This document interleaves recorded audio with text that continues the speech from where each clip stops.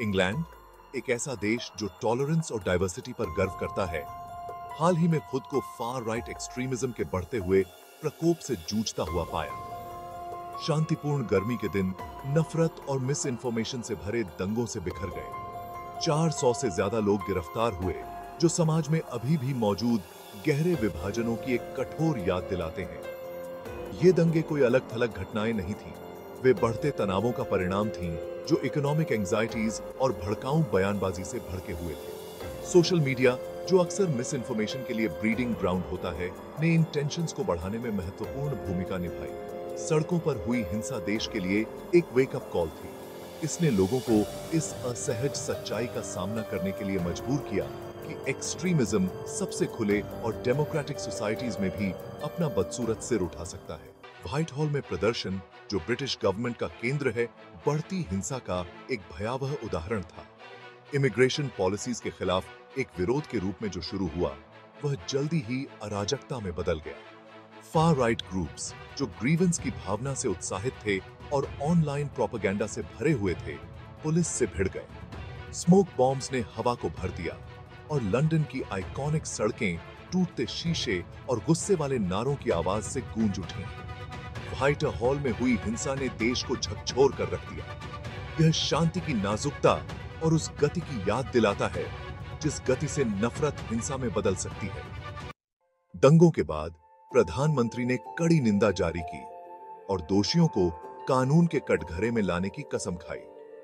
उन्होंने एकता का आह्वान किया और नागरिकों से नफरत और विभाजन की राजनीति को अस्वीकार करने का आग्रह किया।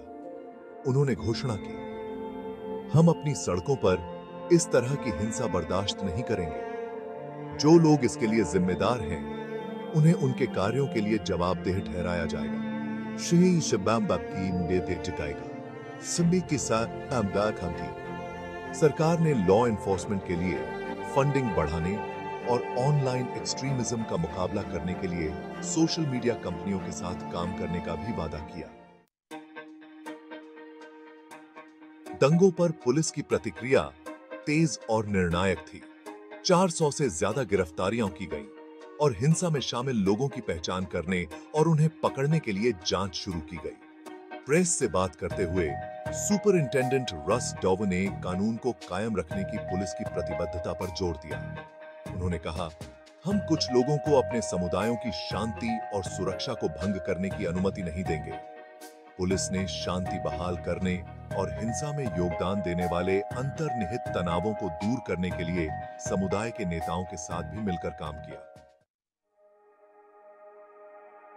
Section 5, The Aftermath, Assessing the Damage and the Cost of Hate। दंगों ने अपने पीछे विनाश का एक निशान छोड़ दिया। दुकानें लूट ली गईं, इमारतों में तोड़फोड़ की गई और कारों को आग के हवाले कर दिया गया। लेकिन नुकसान सिर्फ भौतिक से कहीं बढ़कर था। दंगों ने देश के सामाजिक ताने बाने पर भी गहरे घाव दिए। समुदाय हिल गए और बिखर गए। अलग अलग समूहों के बीच विश्वास टूट गया और सुरक्षा की भावना, जिसे कई लोग हल्के में लेते थे, चकनाचूर हो गई। दंगे नफरत की मानवीय कीमत की एक कठोर याद दिलाते थे।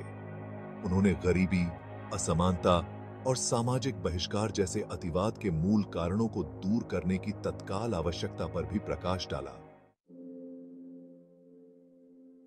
Section 6, Looking Ahead, The Long Road to Healing and Unity।